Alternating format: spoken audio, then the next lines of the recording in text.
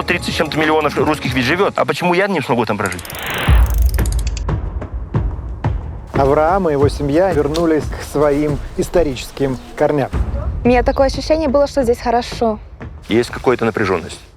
По коровам задолбали уже. А по коровам что, коров отравили? Да, конечно, травили. У нас здесь зона рисконного земледелия. Я приехала из страны, где ничего никогда никому не дают. Результат неплохой точно будет. Но я смотреть хочу через 5 лет, о чем будет говорить. Он совсем по-другому начнет говорить. А как вы познакомились? В интернете? Значит, как выглядит связь в Дерсу? В наших общинах не все то так гладко, не все так справедливо. Почему русским людям так сложно друг с другом всегда договариваться? Хотя я никогда здесь не жил, 48 лет здесь не бывал, приехал, я чувствую себя дома. Татьяна, как тебе здесь? Очень интересно. Все люди живут, как цветы цветут. Моя голова вянет, как трава. Привет, друзья! Мы в селе Жариково Приморского края на Дальнем Востоке России.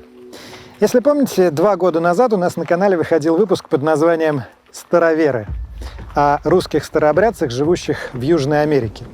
Это члены того большого довольно сообщества людей, которое образовалось после знаменитого церковного раскола XVII века, потомки тех староверов, которые бежали сначала от царской власти в Сибирь и на Дальний Восток, потом от большевистской власти еще дальше на восток в Китай, затем через океан в Южную Америку, где многие из них и осели.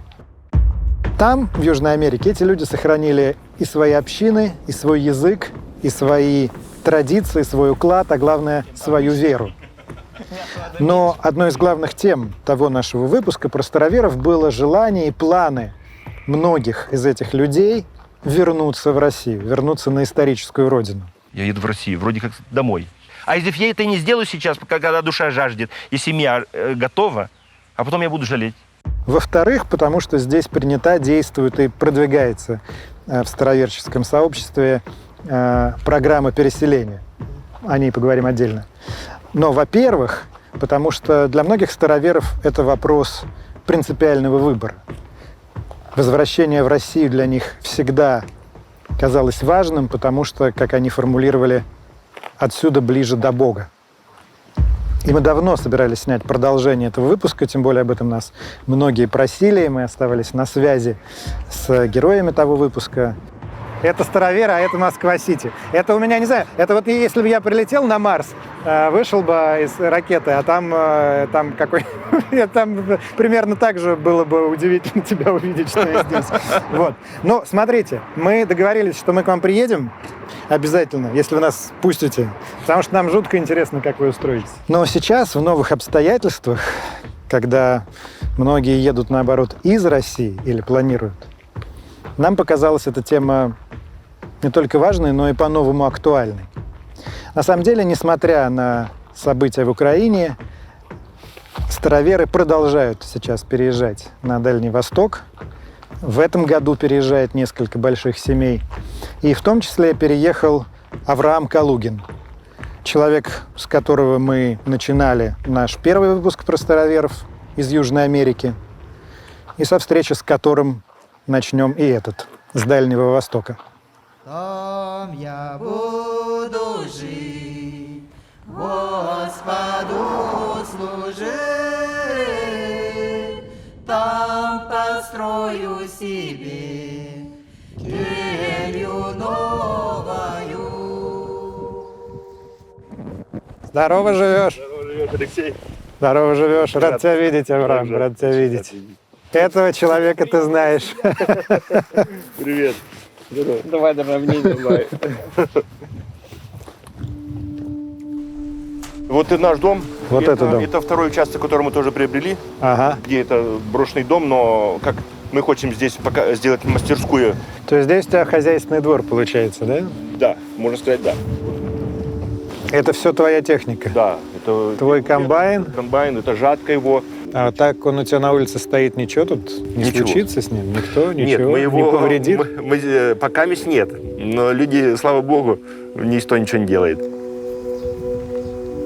Комбайн Авраама, конечно, выделяет его дом на фоне прочих других в селе Жариково, да и в любой российской деревне комбайн, запаркованный у дома, сейчас бы привлекал внимание, потому что, может, вы и удивитесь, но в российских селах сейчас, в принципе, не так много людей, которые занимаются сельским хозяйством. Огороды не в счет, а так, чтобы вот комбайн иметь, этого совсем немного. Живут в селах в основном пенсионеры, но и немного бюджетников. В этом смысле Жариково совершенно типичное село. Здесь официально 700 жителей. На самом деле намного меньше, в основном как раз пенсионеры. А в свое время, до революции, Жариково было очень большим селом. Здесь было 2500 жителей. Что интересно, оно было основано староверами. И, собственно, название Жариково как раз и происходит от фамилии рода, который это село основал. То есть в этом смысле Авраам и его семья, они вернулись к своим историческим корням.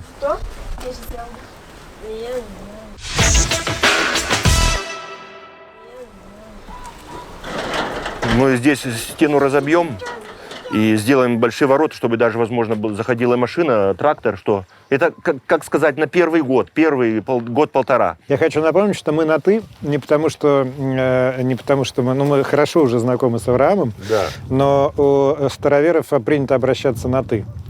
Здесь не перешли на «вы» с людьми, нет? Перешли, Перешли? да. Уже на «вы» ты говоришь? Но с людьми с незнакомыми, да, на «вы». Почему? Ну, как-то мне несколько раз были такие, когда я сказал «ты», он говорит: «Откуда ты? Мы с вами вроде за одним столом пиво не выпивали». Когда раза два получилось такое, я понял, что нужно... Ну, скажи, мы с тобой последний раз виделись как раз год назад в Москве в Сити. Да. И ты тогда говорил, что еще точно не выбрал, где будешь жить, смотрел как раз места. Да. Это бы очень хорошо, чтобы где-нибудь жить возле реки, хорошей земли, чтобы лес был. Конечно, это где мы жить. Конечно, работать, это нужно, чтобы были чистые поля, или если их не будут, мы их придется разрабатывать. И, конечно, это как обычное дело. Почему в итоге ты остановился на Жариково? Мы, когда приехали с Москвы, когда прилетели, мы поселились первую в гостиницу, 7-10 дней прожили там. А потом взяли в аренду квартиру и 2 месяца во Владивостоке. Мы вообще не понимали, куда мы будем соваться, где мы будем, как сказать, останавливаться. И стали ездить по всему краю. Мы весь край изъездили, чтобы понять, где, что и как. Возможно, сырая земля. Сырая тоже. Что думаешь, больше болотистая или? Нет, похоже, нет. Черви есть. Значит, гумуса много. Земля хорошая. Когда ты приезжаешь, это все тебе кажется... Ты не понимаешь еще. Это вообще в голове вот так вот крутится, вертится. Не разбираешься, в чем это, как определиться.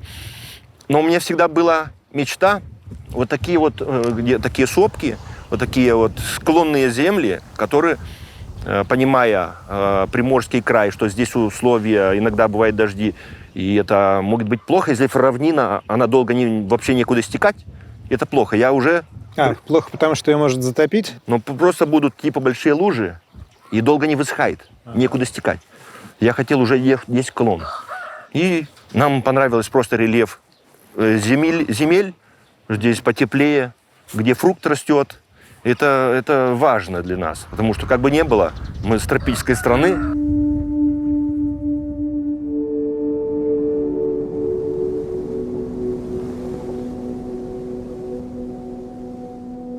Здесь ты уже практически год живешь, да, получается? Да, ну и мы с августа уже сюда приехали где-то в августе месяце. Соответствует это в целом твоим ожиданиям? Да. Нету такого впечатления, что типа елки-палки, так плохо, или что-то не нравится. Ну, все нормально. То есть чувствую я дома. Ты чувствуешь, что ты дома? Я чувствую дома. Татьяна, как тебе здесь? Очень интересно. Хорошо, нормально. А как-то ты так задумалась. Потому что вот Авраам говорит, что все отлично вообще, прям все великолепно, как домой вернулись. Но, как сказать, да, оно и тоже сказать, что все хорошо сразу вот так, это тоже будет неправильно. Но сейчас уже налаживаться, уже, как сказать, легче встает. А сразу казалось, ну и всяко бывало, что уже думали, ну что, так и будет. И так будет. Например, вот про что? Когда мы этот дом купили, приехали, и вообще там, скажем, было, что ну, просто так заходить в нем жить невозможно было. Много делов было. По деньгам мы экономили, все сами. Расходовать лишнего. Но и оно затянулось, и долго, и мы жили в ремонте. И жить надо, и ничего нету, потому что у нас же ничего не было. То вот эти времена Ни ложки, ни вилки. Очень трудно. А сейчас у нас уже, как сказать, все, что нам необходимо, уже все есть. В прошлом году двум семьям было предоставлено по 50 миллионов рублей. Это Калугин Авраам и Анфилофьев Поликарп. Это кредит, да? 50 миллионов? Нет. Это безвозвратные средства. Это гранты средства, да. То есть он не должен ничего будет возвращать? Ничего. Авраам. Дело в том, что эта сумма грантовых средств, она предполагает, то есть 95% фактических затрат, 95, но не более 50 миллионов. Да, 50 миллионов. Но это грантом, это техникой. То есть на эти деньги как раз приобретена вот та техника? Да, комбайн, да, что там комбайн, 2 трактора, сеялка, диски, тяжелые диски, легкие диски, опрыскиватель. Вот эти семена. То есть это предоставлено безвозмездно при условии, что ты это... Я должен возделывать эту землю, я должен произвести определенное количество зерна, чтобы там с гектара я должен взятку такой-то, как минимум взять столько с гектара. Взятку в смысле снятия с гектара. Да. И потом на следующий год урожайность должна повыситься на 10%, на следующий год еще 10% и так дальше и тому подобное. А если нет, если не повысится? Должен что-то делать, улучшать, удобрять поля. Как сказать, может климат может повлиять. У меня тогда должно делать заявление что-то, почему не получилось. А если ты решишь уехать, то ты все эти деньги должен вернуть? Да, абсолютно точно. И вообще, даже если у меня есть правила, которые я должен следовать, чтобы исполнить этот грант. Если я нарушу эти правила, я должен заплатить из своего кармана эти деньги, а не то, что даже технику обратно отдать. Понятно. Я должен выкошташить из кармана. А вот на сегодняшний день ты своих денег что-то потратил? Наверное, миллионов 7 уже конкретно. Рублей? Да. А ты все в Бразилии продал? Не все. Часть еще осталось. Потому что первый момент, когда мы с вами разговаривали в Бразилии, то, что я хотел все продать и сесть и уехать. Из-за этой пандемии затянулось, мы не понимали, когда это получится и не получится уехать. Думаем, месяц-два съездим обратно, вышлем, и тогда не нужно покупать. Сейчас уже что получилось? И все эти вещи мы здесь уже купили, и теперь смысла нету. Уже там распродал он там. То есть у тебя в Бразилии что-то осталось, какие-то деньги остались, недвижимость осталась. Да, если что, то ты можешь этим воспользоваться. Могу и воспользоваться. Сейчас же просто сложно переводить из Бразилии сюда деньги. Невозможно. Из-за санкций. Да. Мы нашли немножко там некий путь, смогли немножко перевести, но это через криптовалюту, так вот, таким путем. Анфал занимается криптовалютой, насколько я знаю. Да. Или съездить туда, жена с дочерью, возможно, в августе поедут туда, потому что съездить нужно там к дочери. Одна дочь осталась. Да, килики у тебя килики остались там. Ограничения. Не страшно тебе так оказаться без поддержки от той жизни своей, от тех своих средств? Нет. Я понимаю, что, как говорится, я с руками, с ногами. И ну, мы сделаем, по-любому мы развернемся. Уже с теми отношениями, которые мы уже построили с местными людьми, они уже понимают, что то, что я говорю иногда, это не просто болтовня, потому что они видят, что на деле дело делается. И тогда уже начинается как сказать, доверенность. А кто здесь соседи твои? Здесь живет Павел. Честно сказать, он не всегда здесь бывает, но я не совсем понимаю, кто он, чем занимается. Тут напротив живет Олег Нестерович. Он на пенсии, бывший ФСБшник, на пенсии. У нас соседские отношения нормальные. Слава Богу. Со всеми людьми, с которыми у нас имелись и имеется контакт, да, начиная с чиновников и местных людей, со всех у нас все хорошо. Слава Богу.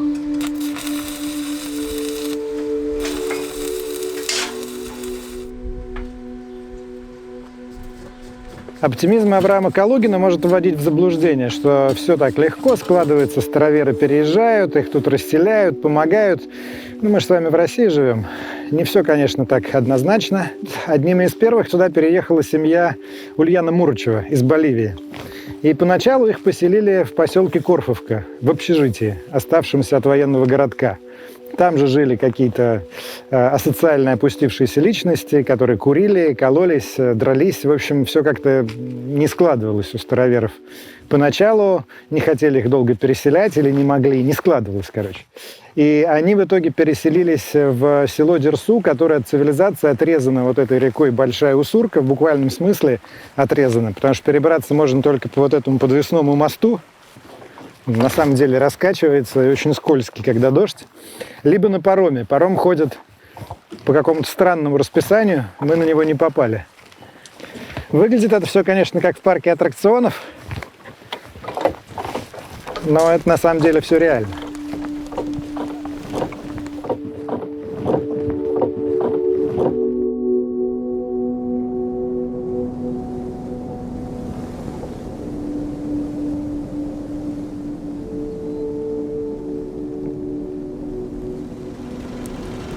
Между собой разговариваем, да, и нет надежды вообще, что мы на следующий год будем что-то работать. Это не дают работать.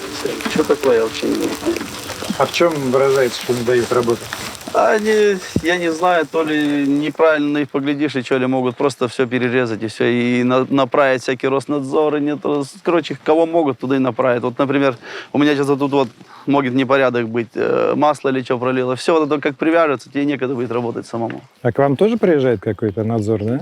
Нет? Ну, по коровам вот сейчас. Пока по посеву, вот пока, слава богу, тишина, вот по коровам задолбали уже. А по коровам что, коров отравили? Да, конечно, отравили, а что? Я он, ну, вроде как бы еще и не переставали их травить, как бы. Ага. Отравили тогда, мы вроде как к президенту обращались, но это не изменилось, как бы все равно травят. Они еще как бы попуше злее сделались и все. А вы уверены, что именно травят, да? Ну, ветеринарий же подтверждает. Сейчас спрошу, что они там сделали. Алексей Иванович, здравствуйте. А почему у нас вот уже вот сколько лет и все дохнет и дохнет? Видно, что отравление. Может, кто-то там что-то где-то вам, я не знаю, может, у вас конфликт с кем-то есть. Кто-то что-то кинул где-то или там, ну, всякому, я не знаю. Где-то все, как говорят, крыса какая-то или что. Ну, то есть вы чувствуете, что вам здесь мешают, а вам здесь не помогают? Это да? и Аврааму будут мешать. А у тебя же была история, да, дом подожгли? Да, у меня и на второй попытке была, но полиция вот так как-то, якобы дети поигрались. Ну, детям, собственно, надо это все, да? Разборки были, как говорится, на всех уровнях, вот именно по поджиганию. Официально мне так никто и не озвучил, почему это произошло. Никаких подозреваемых не было задержано, Ну, тогда насколько я понимаю. меня не информировали, по крайней мере, органы полиции, что именно там произошло и кто его подпалил. Ну, может быть, я считаю, что недопонимание какое-то. Вот почему-то считали, что вот они приехали, прибыли, им там денежные средства откуда-либо или еще что-либо.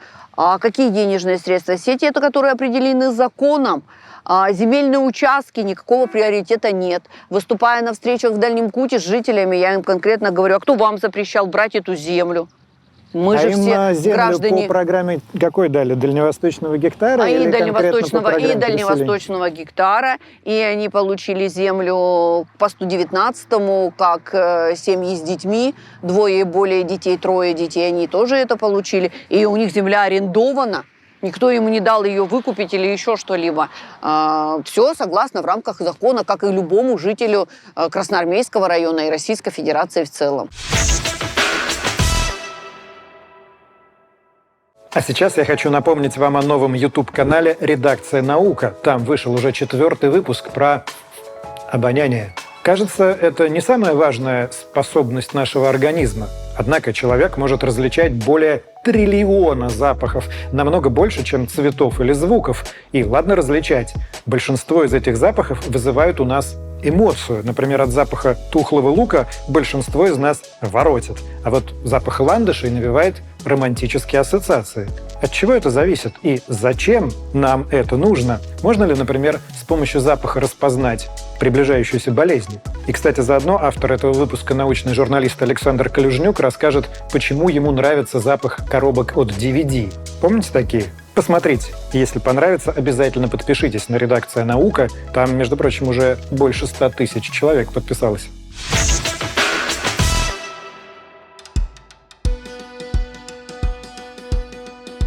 Дерсу совершенно уникальная русская деревня в том смысле, что она растет и строится. Вот видите, строится новый дом. Ответ прост, почему это происходит. Она почти вся сейчас уже староверческая деревня. Здесь около 100 человек живет. Это все те, кто переехал сюда, их семьи и их потомки. А тут приезжает. При этом население, которое жило здесь до приезда нынешних староверов, оно, как и везде в русских деревнях, убывает. И складывается такая, с одной стороны, естественная, с другой стороны, парадоксальная картина. Староверов становится естественным образом больше, а не староверов становится естественным образом меньше. Вот таким образом Дерсу и превращается в староверческую деревню. До того, как это произошло, взаимоотношения у приехавших староверов с теми, кто жил здесь до их приезда, складывались, прямо скажем, не очень.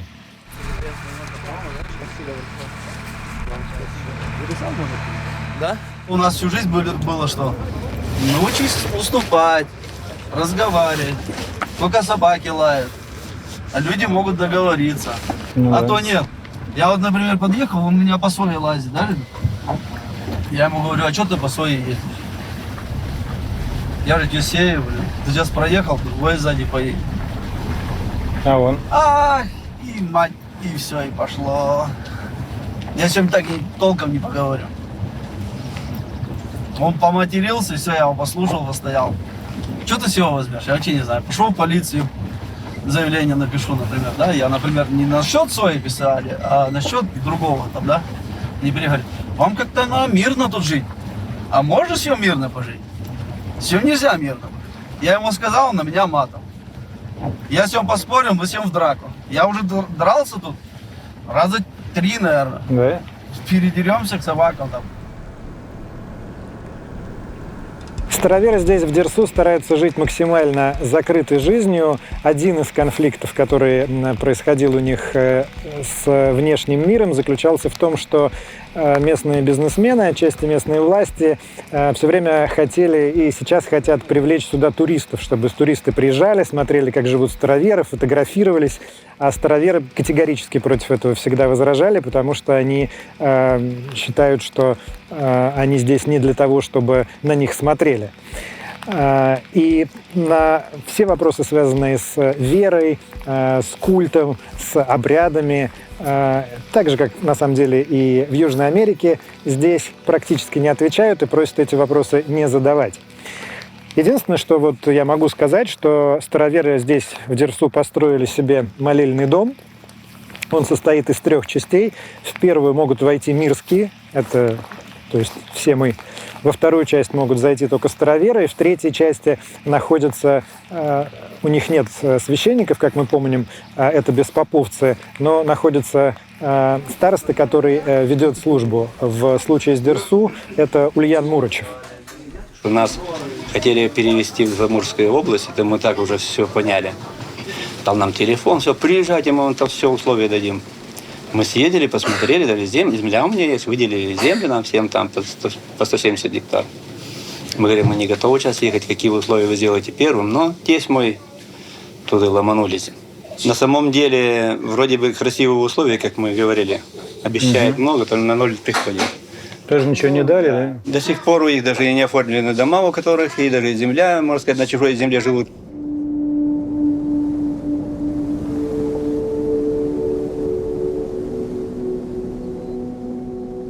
Вот взять, например, Мурачевы, да, они же переехали сюда до вас, и у них было много проблем, и сейчас у них много проблем. Да. Как ты это объясняешь? Почему у них не все получалось сразу, и сейчас не получается, а у тебя вот так вот все хорошо? Сложный вопрос. Я в их ситуации не всегда понимаю, что, как там, почему. Опять же, я верю в взаимоотношения. Это отношение к местным, и к чиновникам, и к людям, и все такое. Потому что это очень играет большую роль. Или самую главную. Не знаю, честно сказать, я, наверное, думаю, что больше там. Есть какая-то напряженность. Есть? Да. В связи с чем? А вот как раз с моментом, то, что у Мурачева были проблемы. Мы первый момент, когда мы приехали, мы почувствовали это все. То есть некоторое недоверие, да? Или полное недоверие. Да, от властей. И есть некоторые органы власти, они конкретно говорят, что для мне вот цель уже староверы. Тогда давайте, или мы будем принимать староверов, то есть нас, и будем что-то решать, или вы тогда выходите публично и скажите, извините, закрываем программу, больше нам не нужны староверы.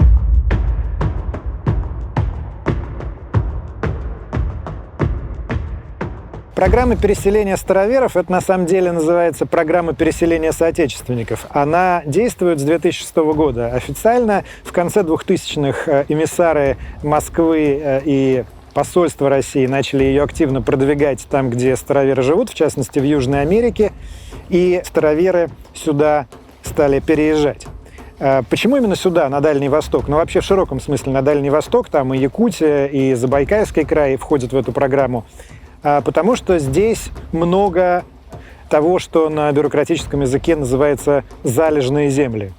Это земли, которые вообще-то сельскохозяйственного назначения, но давно заброшены, с советских времен, как правило.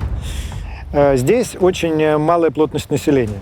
Здесь, в принципе, экономическая активность, как мы все знаем, существенно ниже, чем в европейской России. А староверы в какой-то момент, большие люди в Кремле это осознали, они всегда слыли суперпредпринимателями. Есть даже статистика, согласно которой из всех предприятий, бизнесов до революционной России чуть ли не до 60% было сосредоточено в руках староверов. Они действительно были такие крепкие хозяйственники.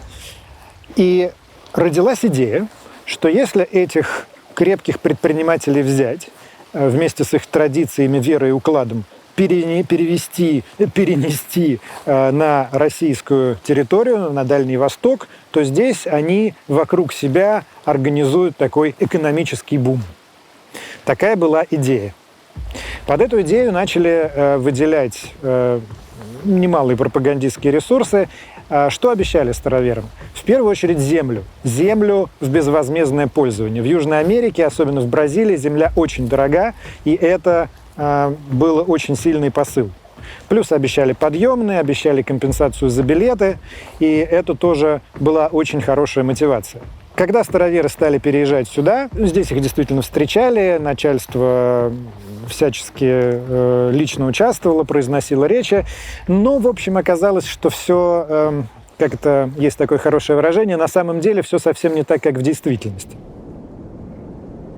Ну, реально нам, как бы сказать, что миграционная служба нам очень хорошо все сделала. Все документы оформлены, все отношения, все хорошо.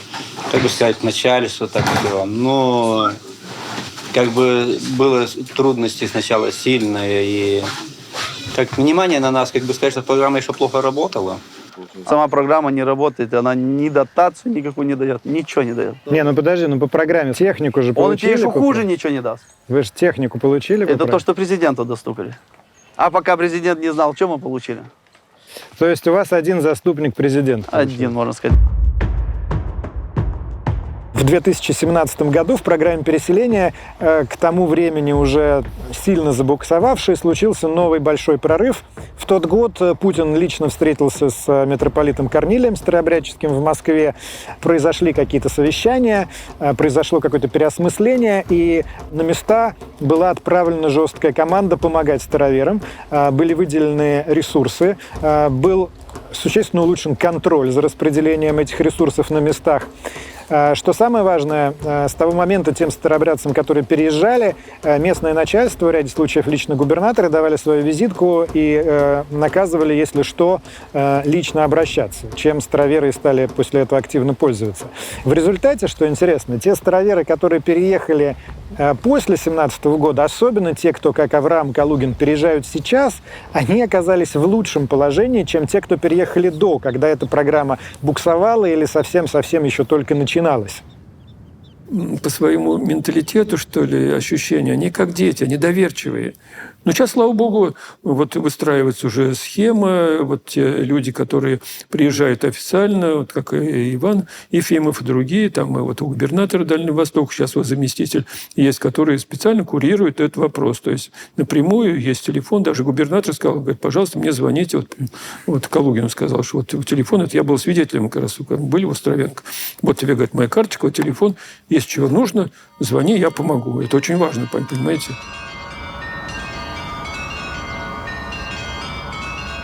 Мы сейчас в Москве, в Рогожской Слободе, где как раз резиденция Корнилия.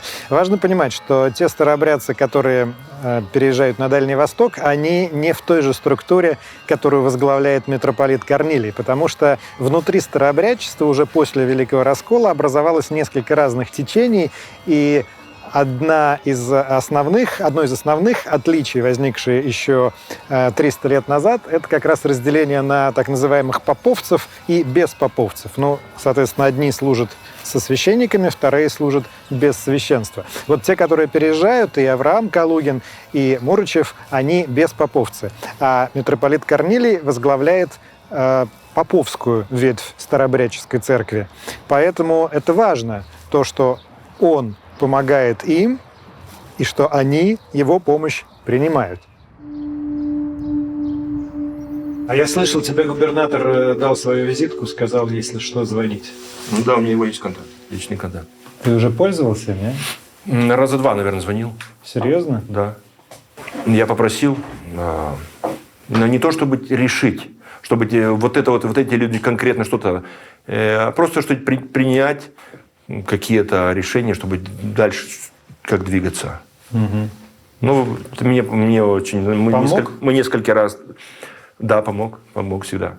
Если бы не было этой программы, вы бы поехали из Боливии? Никогда. Никогда. Мы вообще, жили, да и жили нормально, спокойно. А если бы ты знал заранее, что здесь ждет, ты бы поехал?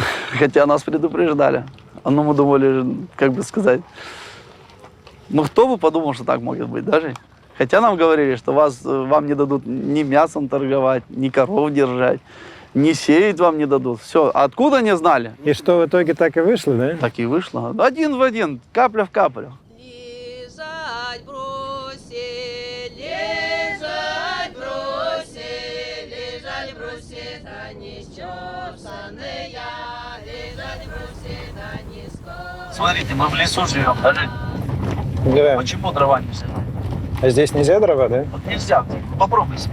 Ну вот смотри, вот сейчас лежит лес, да, в речке, вон там в лесу лежит деревья. Ее нельзя брать. Почему?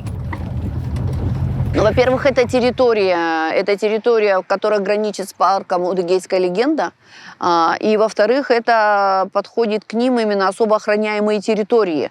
Вдоль дороги валежник можно, как и по всем нашим законам, принятым в Российской Федерации, это все можно делать. Мы выделяем свободные участки, и предприниматели завозят туда дрова. Еще раз говорю, абсолютно для всех. жителей, не выделяя никого. Пока вроде как туда прокуратура приехала генеральная, и вот вроде пока все еще выдают дрова. Ну, я думаю, выдают бесплатно, да? Скорее всего, скоро будет покупные, потому что счет нонче выставили, но не потребовали. А, серьезно? Да. Было, То есть, подожди, был получается, счет. что у вас тут кругом лес, но дрова вы покупаете в соседнем городе, да? Ну, в селе. 60 километров отсюда. Я вам честно скажу, мы сейчас бьемся сколь можно, чтобы наладить жизнь, чтобы было не только нам хорошо, а чтобы и приезжие приехали и не напоролись на то же самое. Мы-то уже ладно, мы уже все деньги потеряли тут, которые привезли. И все. Интересное наблюдение. Как по мне, а я в европейской части России живу, как, наверное, большинство из вас, местная дальневосточная природа, она больше похожа не на то, что мы видим у себя в средней полосе, а как раз на Бразилию. И вот эта дорога слегка красноватая, если присмотреться, и это буйная растительность, и это цветастое, даже когда мрачное небо. Это, в общем, очень похоже на Бразилию, где мы первую серию про староверов и снимали. И в этом смысле такая прямая аналогия с тем, откуда они приехали. Другая аналогия, которую я здесь не могу не привести, это то, к чему они приехали. Если помните, если вы смотрели наш первый выпуск про староверов, я там объяснял, что, глядя на вот эти буйно колосящиеся поля, принадлежащие русским предпринимателям в Бразилии, я поневоле задумываюсь о том, как могло бы быть по-другому в России, если бы не советская власть. Как могло бы быть по-другому? И вот эти русские предприниматели, русские кулаки, которые были полностью советской властью при Сталине в ходе раскулачивания уничтожены. Посмотрите, у нас есть про раскулачивание отдельный выпуск на канале. Вот они вернулись, пусть и в небольшом количестве, но вернулись. И тут важно зафиксировать, к чему они вернулись. Вот к этим буеракам. Конечно, не вся пахотная земля в России выглядит так, но, согласитесь, такого тоже очень много. Просто такая природная заброшка. Это то, с чем предстоит работать. Так сказать, непаханное поле, в буквальном смысле слова. Перспективы и сроки не очевидны. Пока не очевидны.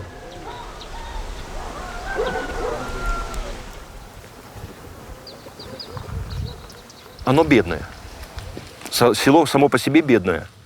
Я вижу, что есть некоторые люди, более-менее хорошо живут. Здесь из села теперь тот, кто занимается сельским хозяйством, только я. А остальные чем занимаются?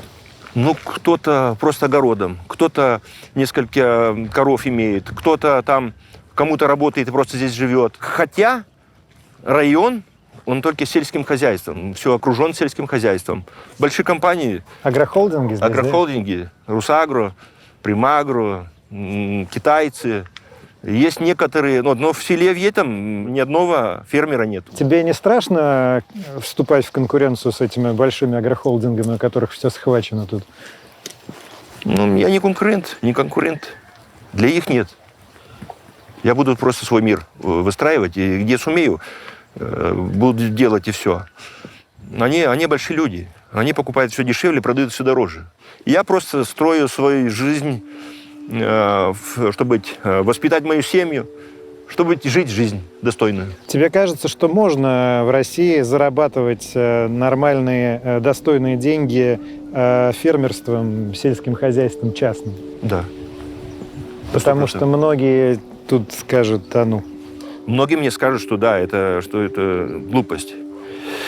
Я понимаю, смотря на землю, то, что земля может дать. Сама по себе, не влаживая ничего, люди сеют и берут. В Бразилии такого не бывает. То есть земля-то лучше, на самом деле? Намного лучше. И даже разговоров нету. Сколько в Бразилии сейчас земля стоит, вот где вы жили? Где-то в пределах 20 тысяч долларов. 20-25 тысяч долларов за гектар. За 1 гектар. Ничего себе, а здесь? Ну, сейчас где-то, вот мне предлагали по 10 тысяч рублей за 1 гектар. 20 тысяч долларов и 10 тысяч рублей. Да. При том, что здесь земля лучше. Нет, но это, скажем так, там уже разработаны и уже приведены в полный порядок.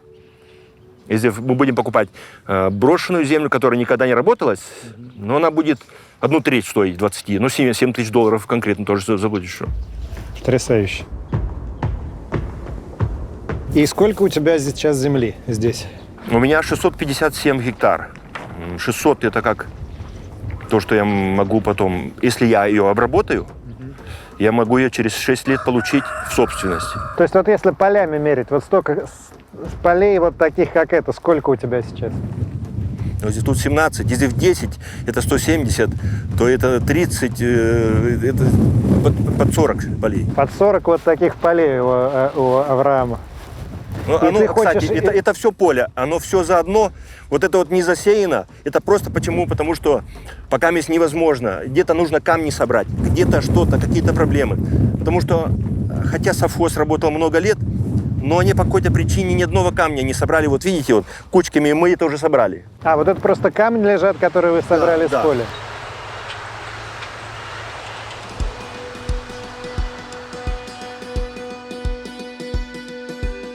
Но мы уже засеяли вот со вчерашним днем где-то 200 гектар, побольше, наверное. А это что, это соя? Соя, да. И куда она потом идет, куда продаете? Ну, мы ее по российскому рынку продаем. Ну, хотя нонче куда-то на корабль сдавали. Это соя, да? Да, это семена сои. Авраам, когда как раз мы с ним обсуждали, почему сюда, шла речь о том, что здесь рядом Китай, и поставки готового продукта могут идти прямо туда. Ну, такой план, да. Потому что большой, наверное, из самых больших потребителей сои на мировом рынке – это Китай. Слушай, а неужели в Китае мало своей сои? Зачем они будут твою покупать? У них там населения много. То есть свою их есть много, но так же, как они из Бразилии очень много привозят, и они с России очень много покупают. Они в крае все закупают.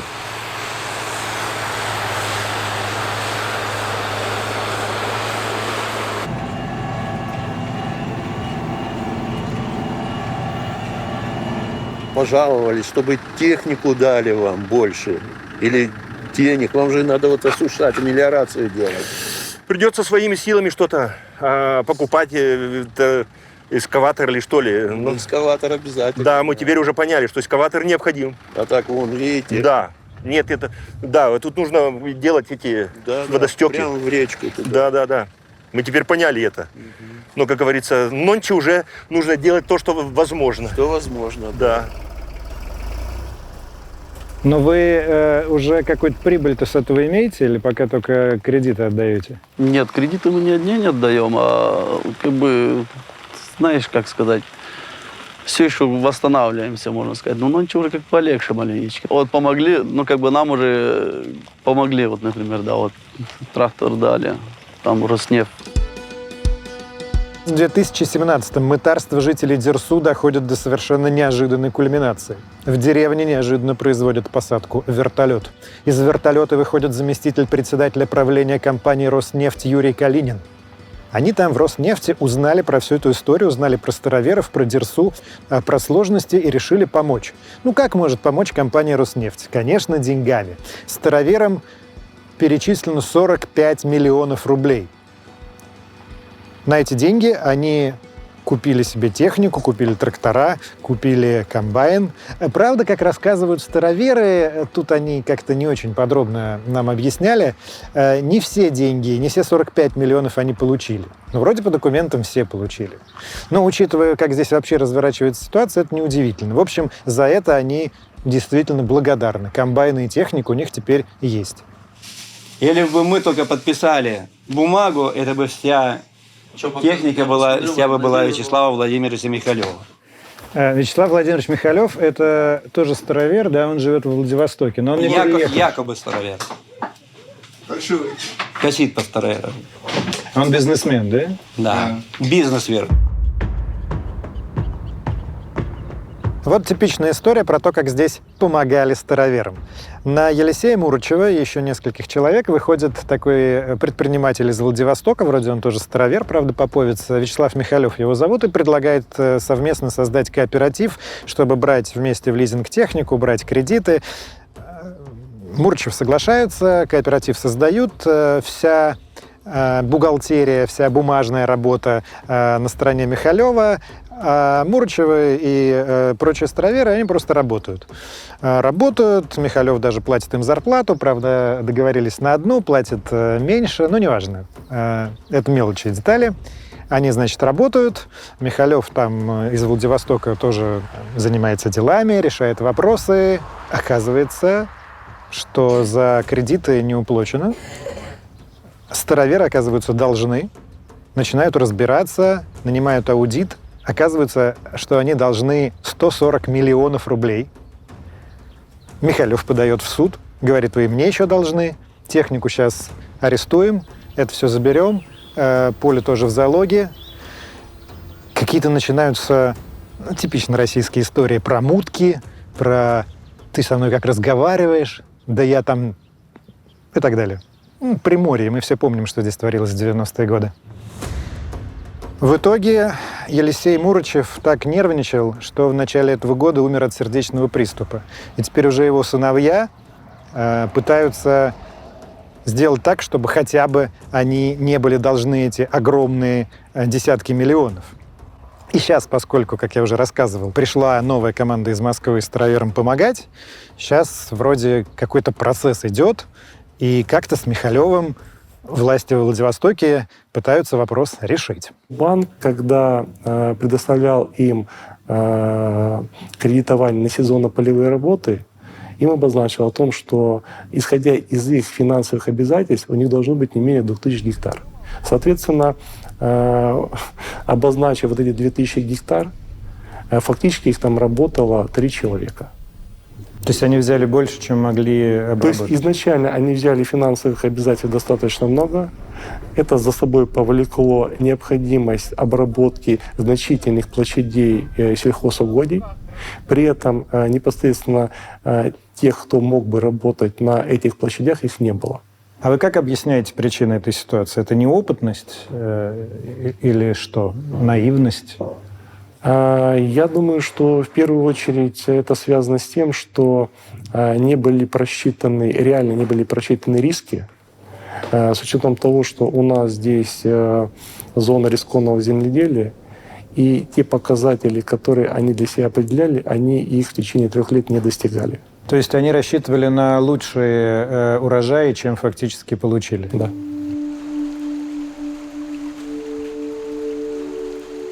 Хочу поделиться личными впечатлениями. Насколько у меня были сильные эмоции от поездки 2 года назад в Бразилию к староверам, настолько же у меня сильные эмоции от поездки сюда, в Дерсу, но с другим цветом, с другим знаком, пожалуй.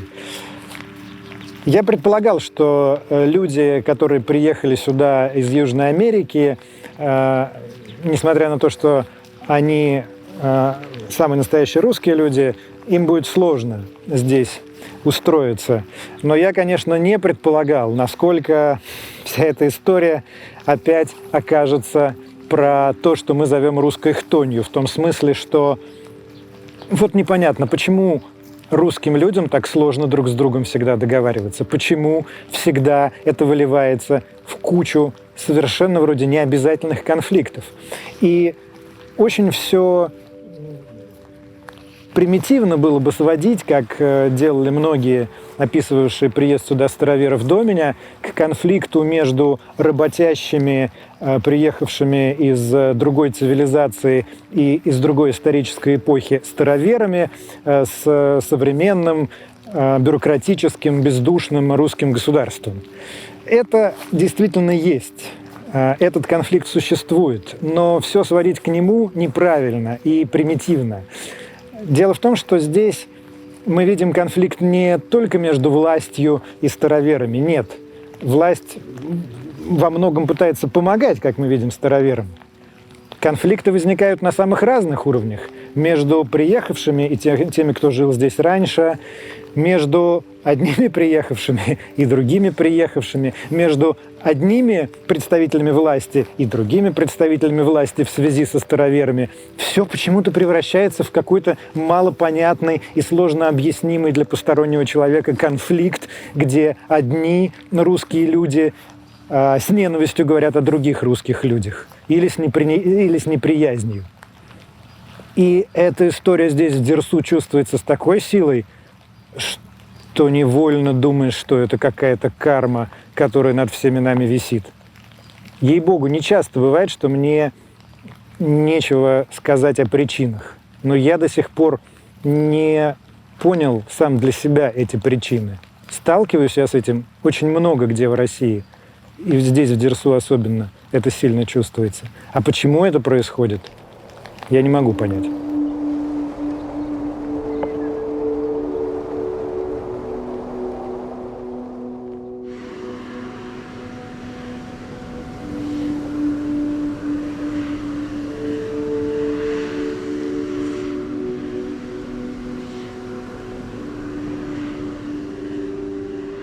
А трактор это какой? Это американский какой-то?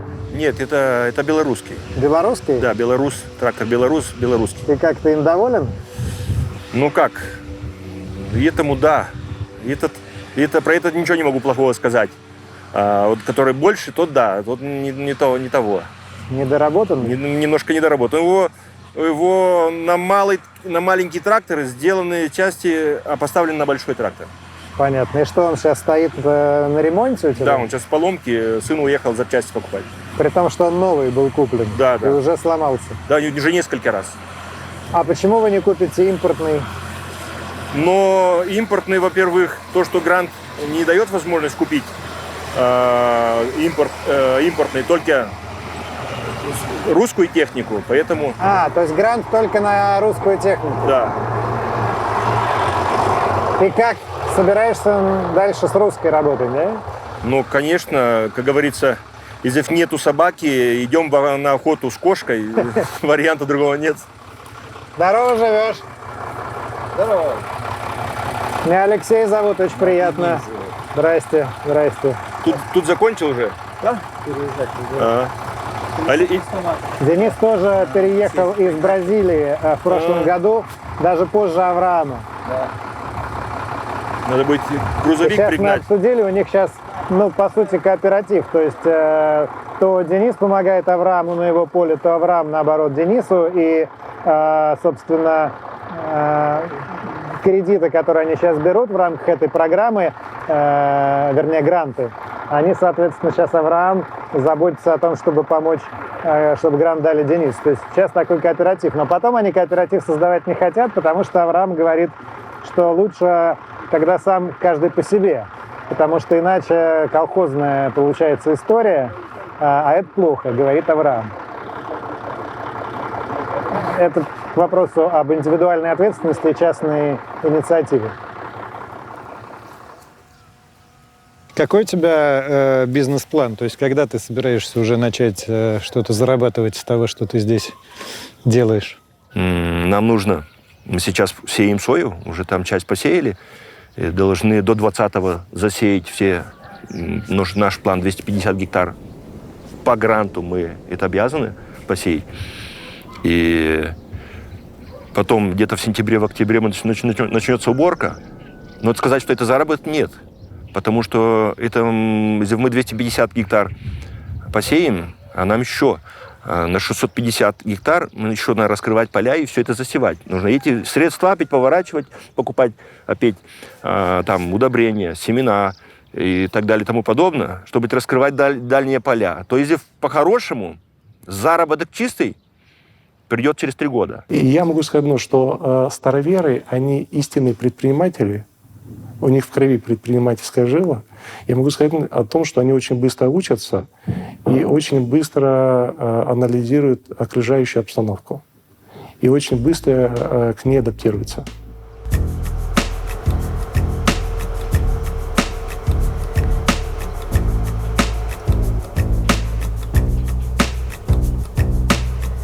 О том, что староверы хорошие предприниматели, на самом деле говорят не только их успехи в сельском хозяйстве.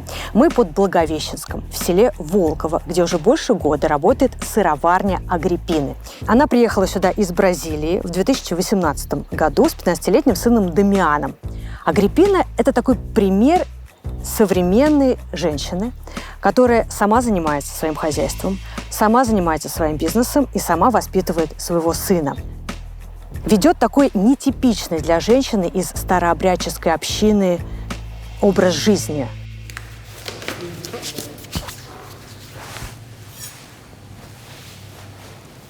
Ну, это у нас семейное, то есть я продолжаю семейные традиции. Я выросла в этом с детства. Моя мама занималась этим всю жизнь. И я приехала сюда, в Россию, с этой идеей, что людей познакомить с нашей продукцией здесь. Мы сейчас в сутки можем варить где-то от 45 до 80 килограммов сыра, в зависимости от заказа. То есть получается, что там в неделю у нас уже там 250-300 килограммов сыра. Сколько человек трудится, чтобы его произвести? 3. 3. Это ты?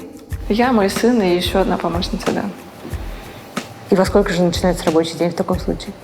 Чаще всего он начинается у нас в 4 или 4:30, в зависимости от того, что нам нужно сделать. Заканчиваем мы чаще всего в 10 вечера или даже иногда до полночи, в зависимости от объема, сколько нам нужно его сварить.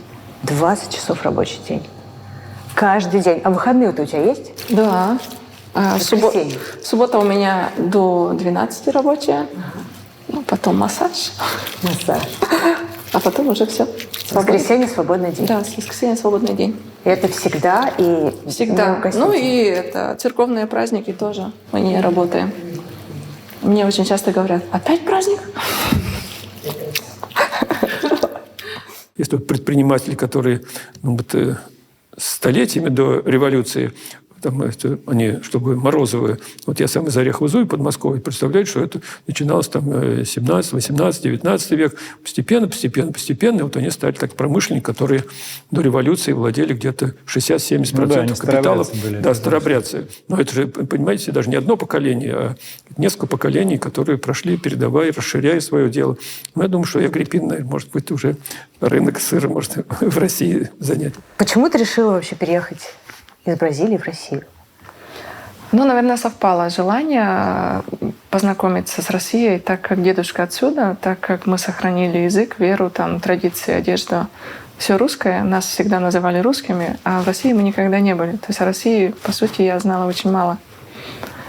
И когда прилетела вот эта делегация по развитию, наверное, Дальнего Востока, предлагали программу переселения соотечественников. И, наверное, что-то совпало, я так думаю. Я, конечно, еще очень много думала. 4 года я думала, оформлялась. Ну, какие-то дела нужно было уладить, так как там тоже бизнес. Там. Ну и переехала, так оказалось здесь.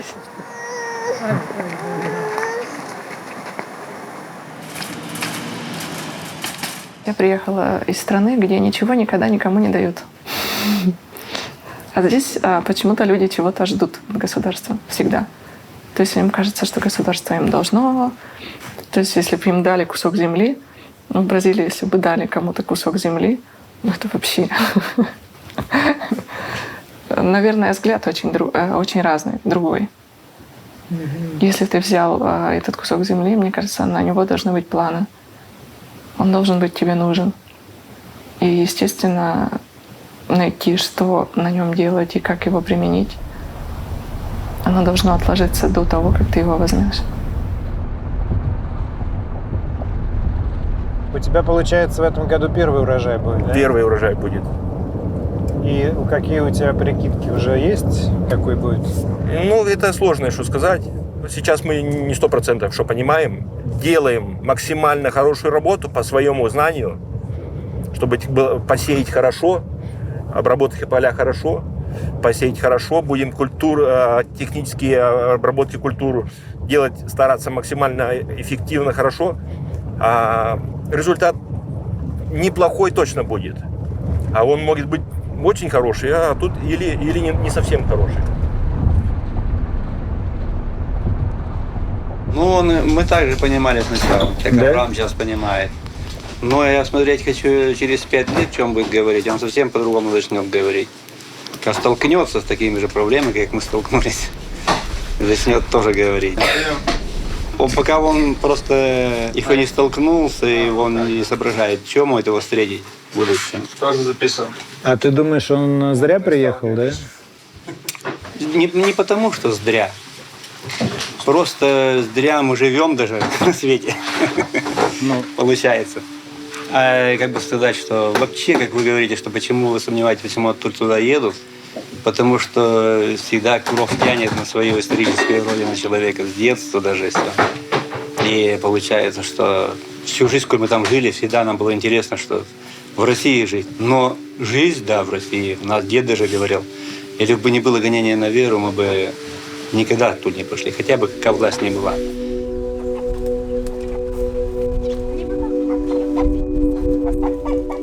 Мне очень нравится Россия. Как я говорила, что у меня такое ощущение было, что здесь хорошо.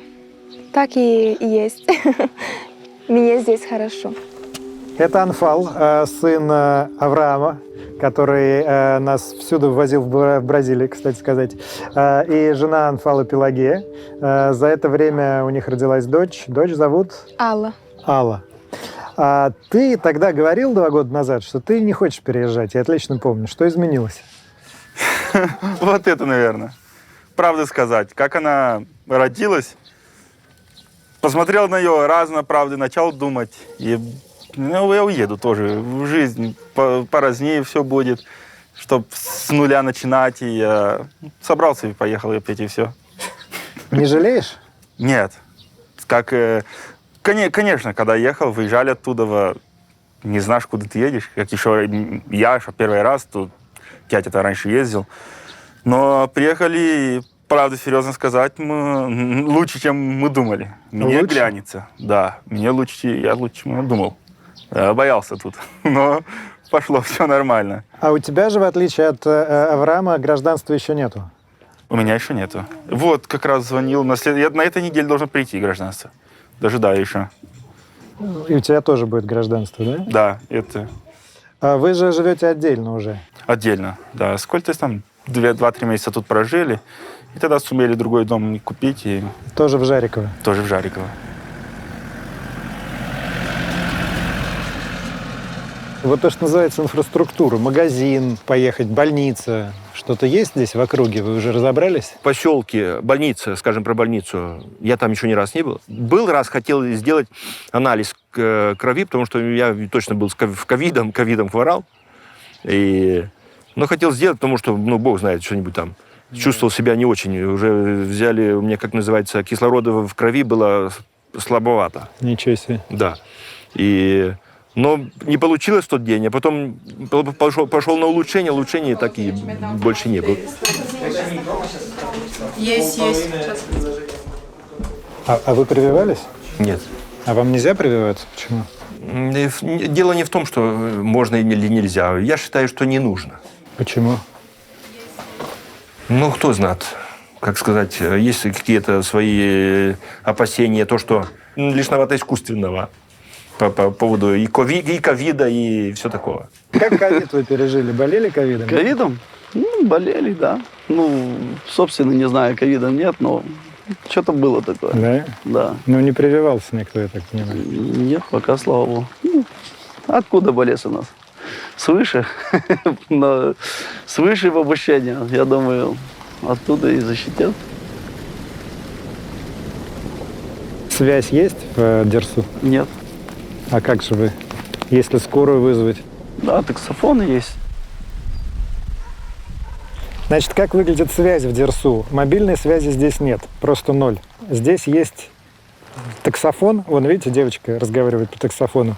И вот, собственно, спутниковая тарелка, с помощью которой этот таксофон связывает Дерсу с внешним миром. И это единственная возможность, например, вызвать скорую, если что. Хотя бессмысленно здесь вызывать скорую, все равно она приедет только к тому берегу реки, и больного нужно все равно туда перевезти либо на пароме, либо на руках по мосту, который я вам уже показывал. Кстати, как происходит звонок в Дерсу? Когда мы договаривались о съемках, мы делали именно так. Надо звонить на этот самый таксофон и ждать. Просто звонить и ждать. Кто-то мимо идет, звонит, подойдет, скажет: алло. Такого-то позвать. Сейчас схожу, перезвоните минут через 10. Или просто что передать? Вот так. 21 век. Сын, это самая старшая их дочь. Вот старший ее сын, 14-летний, его укусил энцефалитный клещ. И вот вынуждены были отправить в краевую больницу. Ну все, сейчас уже ему легче, его уже... Отходили, да? Да, выходили, можно сказать так. Вот такие вот проблемы.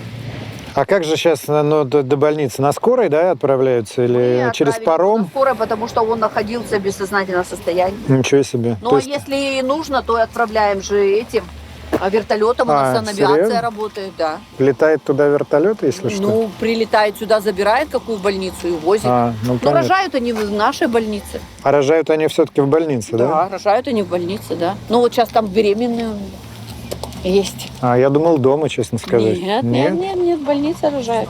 Никто из нас, слава богу, что не был в больнице, чтобы быть по нужде. Магазины, в поселке есть, но мы, честно сказать, мы много мотаемся в Уссурийск, это в 100 километров, а там магазинов, в базах, продуктовых всяких разных полно. И вы там закупаете? Мы там закупаем. Как говорится, денежку нужно беречь. Покупаешь где подешевле. А вот развлечения у нас нет такого обычая вообще по развлечениям бывать. Мы деревенщина. У нас такого вообще нету. То не знаю тоже, что тут находится. И знаю, что есть торговый центр, там Сури-молл, женщина бывает, там дочь с женой бывает, покупает что там, обувь или что-то такое.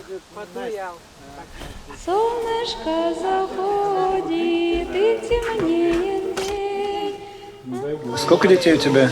12. 12 детей? 6 сынов, 6 дочерей. И внуков 32? 32 он будет. Из них все здесь, в Дерсу? Нет, у меня внуки есть даже под Комсомольском, есть в Красноярском крае. Там. Но все в России? В России. То есть весь клан переехал? Весь полностью. Нам не так плохо, не так шутя просто сорваться отсюда, это не шутки. Даже в Амурскую область нам говорили переехать, мы говорим, это не так просто сказать, что переехать. Мы еще посмотрим, как тут. Но у нас все мнения, что как можно сделать возможно, чтобы жить. Зачем мы сюда ехали, что мотаться? Мы уже не приехали, просто пожить да выехать, попробовать.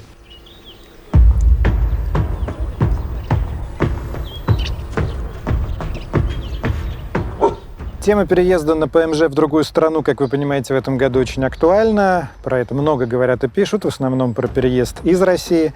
Переезд в Россию тоже связан с не меньшим количеством бюрократических и прочих формальностей, деталей и тонкостей. Скажем, младший сын Авраама Калугина Дисан пошел в школу в Жариково, вот в эту, в 1 класс в этом году, хотя ему 12 лет. И в Бразилии он был уже в 6 классе. Но здесь решили, что поскольку он не знает русского языка, точнее, он его плохо знает, он в основном по-португальски, и плохо знает русский алфавит, то ему надо в 1 класс, а потом, возможно, через 2-3 класса дальше.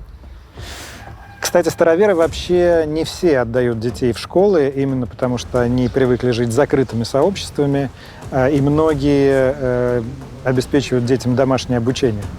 Но вот Калугина решили, что нет, пускай идет в общую школу. Как тебе тут живется в России, Дисан? Нормально. Нормально? У тебя русский язык-то лучше стал?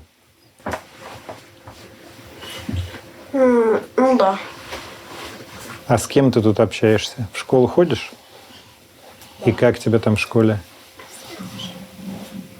В 1 классе пока не трудно, но потом может быть трудно. А нет такого, что он белая ворона? Все-таки староверы, они всегда так обособленно держались. Он когда пришел, когда мне только сказали, что придет такой вот мальчик, было страшно. Как именно вот дети к нему отнесутся. Мы боялись, что и взрослые там дети, будут по-другому относиться. Нет, он пришел буквально пару дней, и к нему дети тянутся, они играют вместе. Да? Он их обучает языку своему. Португальскому? Да, они там что-то слова пишут, записывают. Он играет на перемене с ними.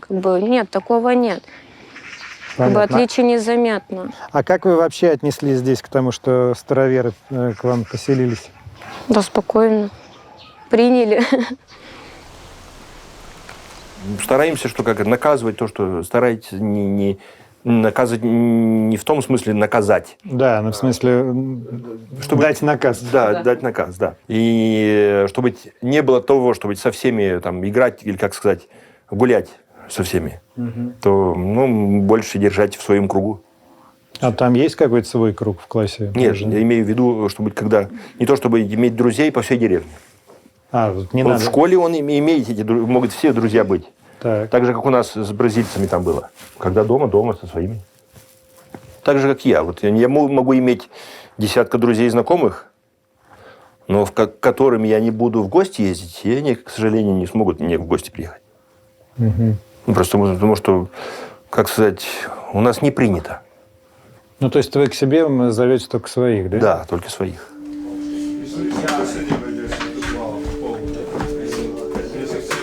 Я дома учу, пока не знаю. Другой раз думаю, кого-то нанять, вот так, чтобы поучить. Читать, писать, чтобы... я сам также ученый. А в школу почему не отдаете? У нас если вам, сказать, зайти издалека, в Дерсу все были староверы. Пошли в интернат, в школу, и все, и никого нет. И в Южной Америке, и в Америке Северной, посмотри, даже по-русски не стали разговаривать. И веру их, можно сказать, ни зачем. Для староверов школа – это разрушение веры. Потому что они воспитываются в таком миру, они уходят в мирскую жизнь, да? Староверы, да. Ну, то есть, получается, чтобы сохранять веру, нужно жить закрытым миром? Своим укладом, своя школа, что была обособлена. Вот сколько мы там жили в Южной Америке, кто до сих пор... Я родился там и вырос там, знаю еще 3 языка, можно сказать, что и в школе не учился, у меня вот только азбуку, псалтырь бабушка проучила. И до сих пор я не умер.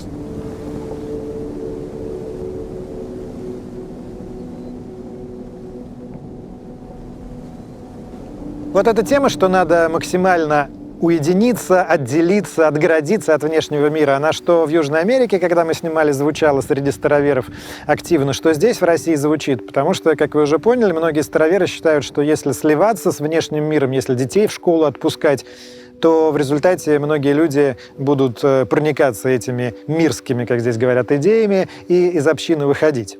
Так, в принципе, не все староверы считают. Мы сейчас приехали в село Любитовка, это примерно 150 километров от Дерсу. Здесь около 10 староверческих семей сейчас проживает. Живут также представители клана Мурачевых, например, которые в Дерсу. Мы приехали, чтобы повидаться с Венедиктом и Фаиной Реутовыми. Я бы их назвал такими молодыми староверами. Мы про них узнали благодаря их Инстаграму. Несмотря на то, что он запрещен в Российской Федерации, и Фаина, и Венедикт его ведут, кстати, и многие другие молодые староверы тоже. У них двоих вообще интересная история. Венедикт, он из семьи, которая переехала из Боливии, а Фаина, она из староверческого села в Хабаровском крае. Там была вообще интересная история, что при Хрущеве, когда сталинские репрессии закончились, было некоторое количество староверов, которые не поехали из Китая дальше в сторону Южной Америки, как большинство наших героев, а вернулись в Советский Союз, решив, что все-таки на родине лучше. И вот как раз часть из этих людей осела в Хабаровском крае, и Фаина происходит как раз из этого рода.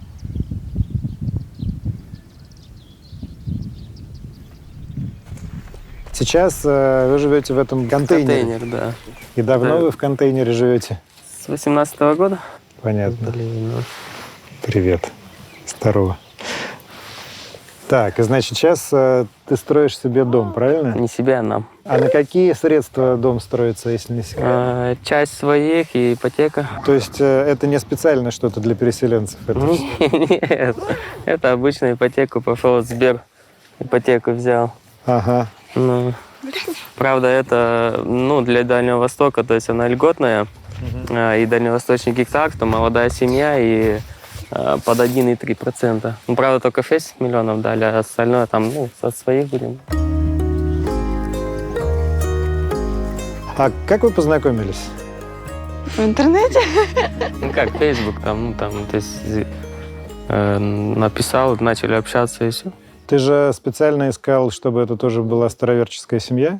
это как-то просто... Мы просто по фамилиям друг друга Да, уже то знаем. есть Уже это, понятно, что это Ну, потом староверы. добавляю в друзья и начинаешь общаться, там вот так начали общаться, и все. И я смотрел, что ты же тоже из староверческой Ну да. деревни, да? То есть ты тоже общалась в основном со староверами? Ну почему? Не обязательно. Я ездила в соседнюю деревню в школу, у нас большая школа, там была на 800 детей. И разные друзья были. Мы все жили очень мирно, там, дружно все. Как бы у нас не было такого сильного разделения на староверы и не староверы. А вы жили в староверческой семье, да? То есть Да. это все было, все обряды, посты, Верно, да. все как вера предписывает, да? Да, у нас единственное, конечно, чем мы немножечко отличаемся, вот как от Венедиктовой, допустим, семьи, у них положено только в таких нарядах ходить. А мы ходили в обычной одежде. То есть я в школу ходила в юбке, там, в кофте, то есть без проблем. Ага. А сейчас ты сейчас ты стала ходить, как принято у... Больше. Я стала носить это гораздо больше, чем когда... Мы тогда надевали вот наши талечки, наши сарафаны там на свадьбу, допустим, или там воскресенье, или Пасха, какие-то большие праздники, грандиозные. А тут оно как на постоянной основе. Но я все равно как бы дома я стараюсь как бы одену, платьишко и хожу. Да-да-да. А это вы сами шьете? Это моя мама шьет, да. Мама шьет? Я не умею шить, но... Не умеешь шить? Я Как совсем же так? современная. Я не умею шить. Да, я просто как-то ни мне, ни мое не лежит, не хочу. Это всё. А не было с этим проблем, что жена не шьет, не хочет? Да нет. У нас тут все и стиралки, и сушилки, и машинки. Так, и где вы шьете? Здесь. И как часто вы? Каждый день? Нет. Ну, сейчас к Пасхе шилась. Что шила? К Пасхе шилась. К Пасхе шилась. А что к Пасхе шили? Сарафаны. Сарафаны. А вот то, что на вас, это все сами шили, да? Да. То есть в этом смысле ничего не изменилось? То, что как в Бразилии было, так и здесь? Да. Это сарафан, я правильно понимаю? Нет, это талечки. Да, это талечки, Да. а сарафан? Вот это сарафан. А, вот это сарафан. Но изменилось А ткани. Ну-ка, Мы ну-ка. здесь ткани... Сложнее у нас да, их там добыться. было вообще, как сказать, мы плавали в этих тканях. А здесь еще не нашли столь, чтобы нам, как сказать, которые нам глянутся красивые и недорого. И А где еще вы, не добылись. где вы ткани ездите? В Уссурийск покупать? Срейск по интернету. По интернету? Больше Да, по интернету. больше по интернету находишь. Я посмотрел и твой Инстаграм. А как ваши, вот, скажем, родители, родственники относятся к тому, что в Инстаграме видят? По-разному. Кто-то относится, как бы сказать, с пониманием, наверное, что современное поколение и все такое, а кто-то говорит, типа, что это, зачем это нужно, не нужно вот это все выставлять на все общее обозрение. Не знаю, мне все равно. Ну, ты везде там в головном уборе, я обратил внимание. Ну да, получается, у нас вообще как бы нельзя снимать. Как вышла замуж, и все. Так и на всю жизнь. Как бы дома еще, может быть, перед мужем можно ходить, а типа вот как люди там, вот это вот нельзя. Это же старое русское выражение «простоволосица», а сейчас оно уже непонятно никому, а на самом деле вот когда общаешься с староверами, сразу понимаешь, о чем это. Скажи, пожалуйста, а ты бороду не носишь? Тебя не осуждают за Она это? не растет у меня. А, не растет просто? Просто не растет. Счастливый человек. Вообще. То есть ты не бреешься даже? Нет. А не спрашивают другие староверы, как, что, Спрашивают, я положено? говорю, не растет, и что я сделаю, да, и все. Нормально. Понятно. Люди подходят там. Потрогать? Как Яня там на свадьбе потрогает, что бреется, не колючий, Серьезно? не колючий. Да, проверяют даже, да? Конечно.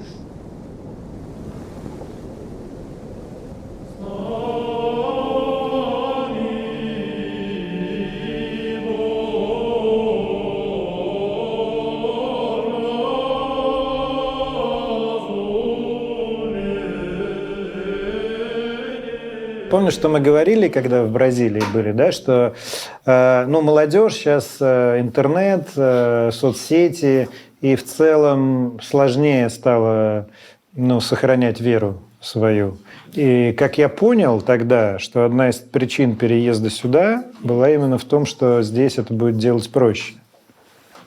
Действительно ли это так? Я вот сейчас наверное, я не совсем понимал. И теперь, наверное, мы понимаем немножко по-другому. В чем сохранение веры? Даже не только интернет. Интернет, он здесь доступен.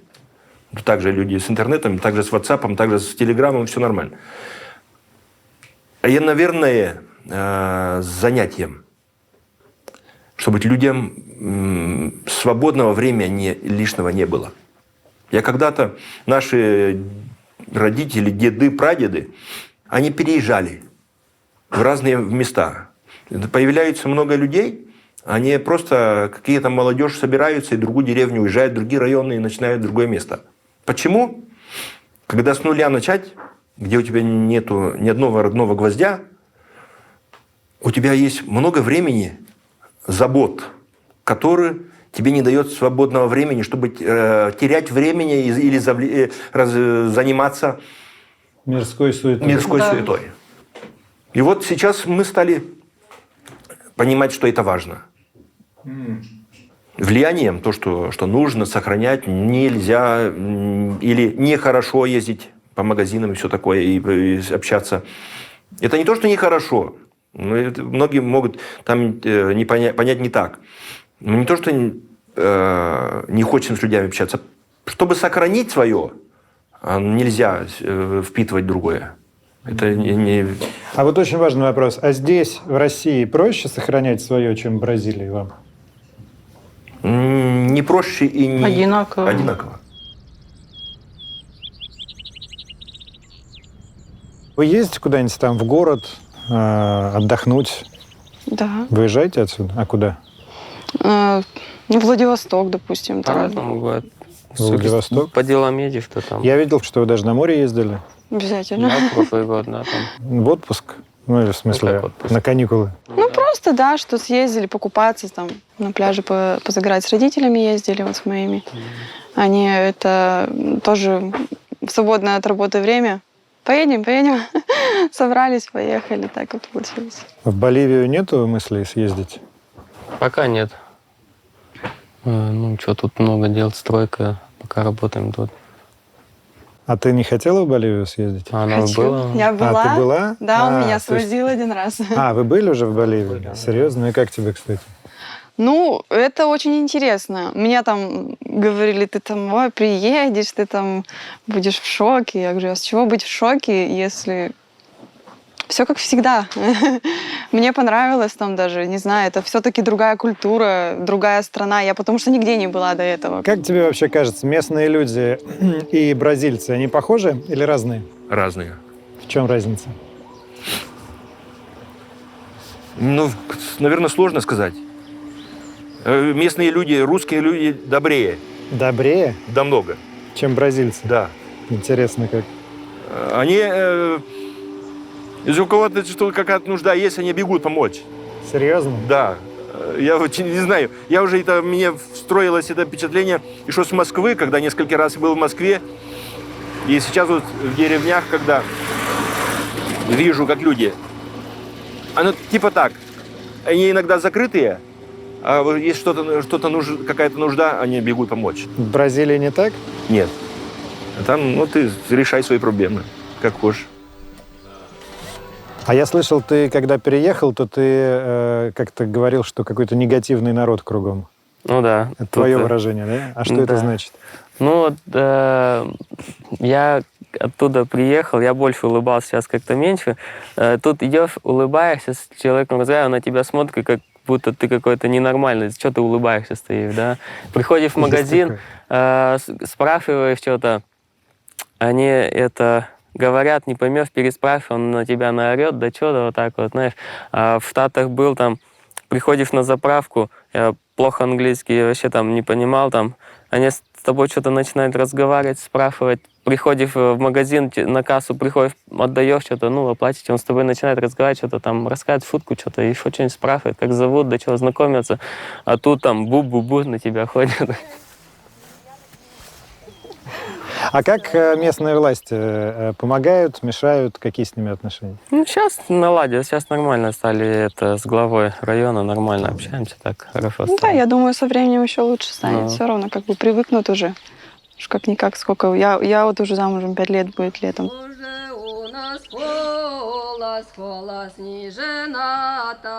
Мы когда у вас были в Бразилии, вы говорили, что там проблема, не хватает людей среди староверов, чтобы супружеские пары создавать внутри сообщества. А здесь есть эта проблема? Тут есть много староверов. Мы еще мало где были. Мы только что в одной деревне были местных староверов. Но тут их много. Тут по всей России, в Сибири, в Урале их много. Мы, как сказать, пока что мы сами лично... У них есть эти проблемы, а теперь мы приезжаем... Им проще. Им проще. Но вы как бы по-прежнему придерживаетесь той линии, что дети должны вступать в брак тоже со староверами, да? Да, по-любому. Оно вот, как мы давеча говорили, по то, что человек захочет вступить в нашу веру или нет, это не все так просто. Потому что, во-первых, он должен захотеть очень. Он должен пройти испытания. Или она. И захочет ли он эту жизнь, этот образ жизни. По-любому мы придерживаемся, что за староверова или за староверу, или староверу брать, староверку. А что бывает, вот если там из детей кто-то, скажем, заводит отношения не со старовером, а с кем-то с внешнего мира? Что происходит? Он покидать общину должен, да? Да почему покидать? Он может просто обратно перевести. То есть их так он может и без этого, то, что завести кого-то. Он может так просто бросить общину. Да это желание каждого. А много случаев, что уезжают? Да, в основном. Да? Да, остаются только те, которые понимают и все. Ну, то есть вырастает человек и уезжает в город, да? Да, 100%. И постоянно у вас такое тоже происходит, постоянно. Да? Есть с кем вообще тебе общаться, дружить? Именно здесь, в деревне? Ну, вообще в России. Да, в России я уже познакомилась, там другие христиане, староверы, там на других деревнях я уже съездила, там познакомилась с ними. То есть сейчас уже больше. Первые 6 месяцев, наверное, я ни с кем не общалась здесь. А потом съездила и познакомилась, теперь уже друзья есть, все. То есть, в принципе, у тебя есть из кого выбрать, если выбирать будущую семью, будущего мужа? Ну да. Или интернет? По интернету тоже общаемся. Тоже. Ну, как-то есть с кем общаться. Там есть, которые новые знакомые, есть, которые с Уругвая приехали. Я ездила на девичник, на свадьбу, я девчонку в Бразилии видала, но она с Уругвая. То есть она здесь выходила замуж, и я ей ездила на свадьбу здесь. Вот, и так я уже познакомилась с другими. Мы в том еще выпуске объясняли, что девичник — это не то, что здесь называется девичником, это не то, что перед свадьбой собираются девочки и тусуются. Да, а здесь девичником что называется у вас, напомни? Нет, девичники, они тоже собираются, только что она вся молодежь собирается. И парнишки, девчонки, они все собираются, там песни поют, парнишки платят за песни. Сядут за стол. И все такое. Да, короче, вечеринка староверская. А здесь они тоже проходят, да? Да. Они маленькие поразнее, чем мы привычны в Бразилии, но а в чем тоже разница? Песни другие, они больше современные. Какую-нибудь запомнила из новых песен? Да. Какую, например? Есть «Колокола», есть «Родительский дом». Начало в жизни моей надежный причал. Да. Вот оно, что теперь староверы-то поют в России. Мне кажется, в Бразилии вы жили более обособленно, то есть более таким староверческим своим миром, да? А здесь у вас соседи местные, просто обычные люди вокруг вас. Временно? Да. А как потом будет, как ты рассчитываешь? Мы уже выбрали место для деревни. Сейчас разговариваем с местными властями, и они говорят, что нам помогут оформить все это, мы будем свою деревню строить. То есть вы будете переезжать отсюда? Да, это временно. А, то есть это временное жилье? Да, да. А главная мысль построить староверческую деревню и всех, кто переезжает сейчас, туда переселить? Туда переселяться. Ну, не, потому что мы, как вы сказали, мы всегда живем обособленно от общего населения. Не имея ничего против, это нормально, люди, все нормально. Но просто наше свое, наверное, такое... привыкли всегда так жить. А вот эту деревню, когда ты ее собираешься строить? Но мы уже начинаем шевелить. Через год, возможно, уже начнется. Место подобрали уже? Да. А там что сейчас? Ничто. Просто пустое поле? Просто долина, просто пустое поле. И будет с нуля деревня строиться? С нуля деревня строится. Название придумали уже? Нет. Еще не думал. Важный же вопрос, как называют. А может быть, тут да, если она начинаться будет, если она начнет, сразу должна основаться легально, потому что, наверное, это будет так, потому что провести дорогу и свет, она уже должна на каком-то основании. Нужно будет решать этот вопрос еще. Угу. С властями уже обсуждали этот вопрос? Да. Обещают поддержать? Обещают поддержать. Понятно, как интересно. А здесь ты еще ждешь каких-то людей из Бразилии, там, может, из Уругвая, кто это еще собирается переезжать? Да, собирается. Еще, наверное, до августа месяца еще должны 4 семьи приехать. А потом там дальше еще. Мы в ближайшее время ожидаем 5 семей с Боливии, из Уругвая. Они прилетают 14 июня. Они взяли уже билеты, мне сообщили. Как они летят, через что? Они через Абу-Даби полетят.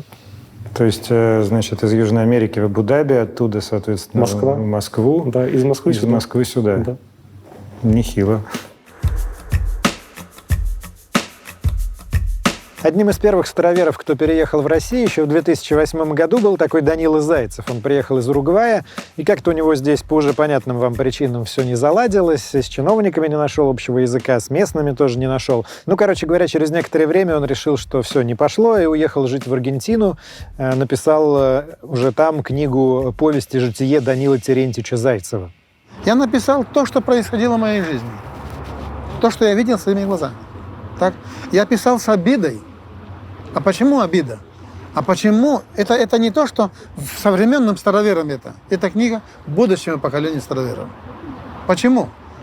Когда прочитают, поймут, что в наших общинах не все то так гладко, не все так справедливо. Получается, везде есть лидеры, везде свои организации, везде свои кучки. И давит, кто бессильный.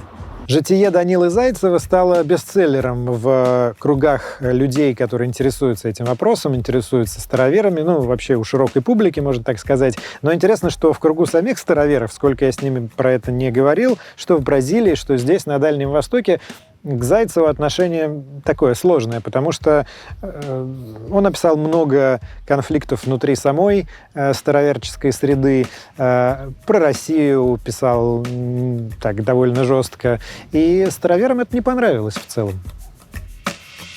Что про Данилу Зайцева думаешь? Ну, он много соврал там, кое-что. Я не читал, хотя на меня сказывали. Может, разыгрались, красивые были. Другие интересуются книгой. А зачем это нам, староверам? Вот даже сейчас я вот говорю вам, да, это просто вам рассказать, что для нас это стоит, чтобы публику это все вам говорить, да. Это не просто не игрушки, не шутки. Многие приехали, накосячили, начиная с центральной России, накосячили в очень многих местах. Они староверы. Они накосячили и уехали, и бросили, и уехали. Он 2 раза уезжал, приезжал. Вот, ну вот, как я могу сказать тогда? А может быть, он на самом деле сейчас уже поменялся, и что-то там правильно, и все такое. Теперь вообще не знаю. Самое интересное в истории Данилы Зайцева, что сейчас он снова возвращается жить в Россию. Вот ехал через Москву, мы его там сняли. Говорит, теперь ни в какие программы не входят, будет сам все. Думал так, что я больше не вернусь. Но сердце всегда ныло. Мы не можем без России. Это вот наше. Вот ты как хочешь, это наше. Как-то внутри. Это внутри подсказывает, но не то, что мы. Что у вас в племени было со сотни лет, оно остается навсегда. И вы его не перевернете никак. Никак. Вот поэтому вот я жил в тех странах разных. Вот все ничего, все хорошо. Со мной обходится ласково. Тут народ более жесткий. Там народ ласковый, открытый, прямой, так? Но что бы ты ни хотел, оно чужое. Вот оно мило, но оно чужое. Чужое, оно не наше. Мы никогда не чувствовали, что мы живем в чужой стране. Это мы здесь чужие. Придет время, где-то все равно надо искать нашего. Ну, ты видишь смысл было переезжать сюда из Бразилии? Да. Зачем? За то, что нам здесь глянется. Глянется еще впоследствии. Да. Глянется — это значит, как это правильно сказать? Понравится. Понравится, да? Интересное такое языковое наблюдение, хотя, конечно, очевидное, когда староверы переезжают сюда из Южной Америки, их очень колоритный русский язык быстро приходит в соответствие с нынешними нормами русского языка и русского произношения здесь, в России. Из их речи, к сожалению, исчезают многочисленные цветастые словечки. Ну, типа они перестают говорить о полицейских полисман, перестают говорить о своих имениях фазенды и называть себя фазендерами, какие они здесь фазендеры на Дальнем Востоке. Но какие-то обороты все равно остаются. Например, шибко вместо сильно, худая вместо плохая и очень привязчивое выражение «туды-суды». О-о! Злой. Твой русский стал лучше за это время? Да, лучше. Я тоже заметил, что тогда ты так не очень уверенно говорила. А здесь ты общаешься с кем-то? Да, общаюсь. У меня соседка хорошая есть. Соседки вообще-то. Я с ним много разговариваю. Каждый день видимся. А вы с дочкой на русском общаетесь или на португальском? Ну, я понимаю, что она сейчас пока не говорит, но ты с ней на каком языке говоришь? Больше на русском. На русском? Да. Но между собой вы по-прежнему на португальском иногда говорите? Всяко бывает. Всяко. Это уже мешаем много. Мешаем. Там по-русски, там по-португальски. Когда забудешь, да, сказанешь там по-португальски или по-русски. Но вы португальский тоже хотите сохранить, да, Да, язык? я думаю, что это важно, потому что, как скажем, ее, как она начнет тоже в школу ходить, надо научить тоже по-португальски. Потому что, хочешь не хочешь, там родственники есть в Бразилии. Сына будете испанскому обучать? Я бы хотела обязательно. И английский тоже. И Ну, как почему получится. нет? А сейчас вот в связи с Украиной не было каких-то опасений, что, может, все-таки подождать с домом, там, может, переехать, нет? Как сказать, мы уже сваи забивали, когда это все началось. И снег тут почистили, и начали забивать. И тут и были мысли пока остановиться, а уже проплочь начать, и там уже строители уже все готовятся. Да, говорят, просто был шанс потерять деньги, если Да, бы мы то есть- остановили строительство. Ну и приняли решение, что нужно продолжать. Но тревожнее вам стало как-то? Меньше уверены стали или нет? То есть поначалу было, да, тревожно так. А сейчас я вообще нормально уже. Как бы... Мы всегда надеемся на лучшее. Все равно. Я верю в какой-то позитив, добро, что все будет хорошо. В связи с Украиной у тебя не возникло никаких сомнений в том, что ты правильно поступил, переехав? Нет. Правда сказать, подумал бы, все-таки, смотря на эту всю ситуацию, и что-то пожалел бы, подумал бы, что-то не так. Ни у меня, ни у кого из моей семьи не было такого. Я, честно сказать, я вижу, что мое мнение, то, что Россия правильно поступила. Правильно поступила? Да. Почему тебе так кажется?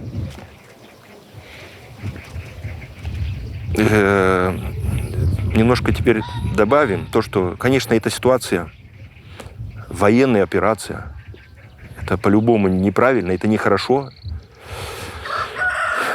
Информация для нас не частичка доступна. Мы можем далеко не понимать в глуби, что там делается, что на самом деле есть или нет, или просто какие-то интересы. Это непростая ситуация. Тут есть вмешательство Запада и против России, и тут Украина посередине. Это плохо. Это может раскрутиться, и Бог знает на что. Это мы понимаем, что может, не дай Бог, на Третье мировое. Это, конечно, напрягает. Но это, находясь хоть где, ее не избежать, если она развернется в таком положении. То есть у вас нету тут ощущения, что в Бразилии было бы спокойнее пережить этот момент? Нет. Не знаю, вот я даже не задумываюсь о этом.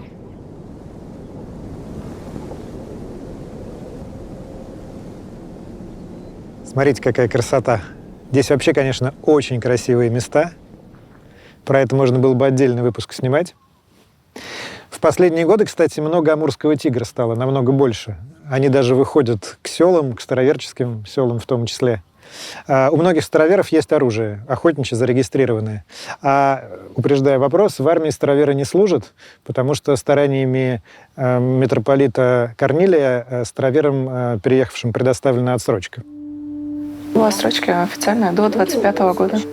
Паника друзей, конечно, родителей, то, что мы находимся здесь, им кажется, что мы где-то совсем рядом со всем, что происходит. Пока нет, точно никак не повлияло, ничего не изменилось. Работаем в том же режиме, продолжаем делать свое дело и жить нормальной жизнью. А сейчас из-за вот санкций какие-то проблемы намечаются? Да, есть проблемы. С запчастями? С запчастями, да. А что, блин, ну не идет и все, нету, видите. Прям вообще негде взять запчасти, да? Ну, некоторые-то есть еще, а вот если сейчас вот что-то случится с коробкой или что, нет. Или с мотором. И непонятно, чем менять, да? И просто будет стоять, как кусок железа, и все. Я просто хочу посмотреть, что дальше будет, потому что уехать я уже, как тебе сказать, я все думаю, может быть лучше. Ну, вроде как внимание обращает, сейчас смотрю, что переселенцы, как бы думаю, что, а вдруг наладится. Надежда есть, что будет лучше.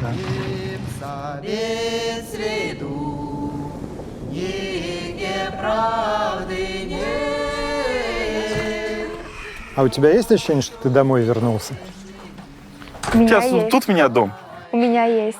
Я как-то, когда я вышла замуж, но я уехала со своего дома, и я все не могла место найти, что ощущение, что я домой. А у меня как-то здесь в России такое есть. Я приехала сюда, и я как-то дома, понимаете? Как-то купили дом, и я чувствую себя дома. К Пасхе, к Рождеству. Ты здесь пойдешь и вот нормально краски найдешь, яички покрасить, и там Христос воскрес, и там с Рождеством Христовым. А там у нас не было, как я сейчас, наоборот, стала видеть, что там мы жили просто как не в своем мире, не в свое, потому что там это все трудно добыть. Нам было всегда вот это к Пасхе, яички красить, оно там нету даже этого. То есть в этом смысле проще? Да, проще. Потому что здесь и даты Пасха, и Рождества, и праздники большие, они так, как у нас есть. Но и ты просто чувствуешь, что ты дома. Скучаешь по Бразилии? По Бразилии нет. Наверное, по дочке скучаешь? Да. Когда снимали в Бразилии, мы обсуждали, что, помню это выражение хорошо, что из России до Бога ближе, ты сказал. Тебе по-прежнему так кажется? Да. Ну вот представь, так, почему? Потому что, я, хотя никогда здесь не жил, 48 лет здесь не бывал, приехал, я чувствую себя дома. Я чувствовал первый раз, как сюда приехал, а сейчас переехал и живу здесь, и вообще как будто я всю жизнь здесь жил. Интересное ощущение. То есть ты домой вернулся? Домой вернулся. Душа здешняя. Тело родилось там, а душа русская. Это безусловно.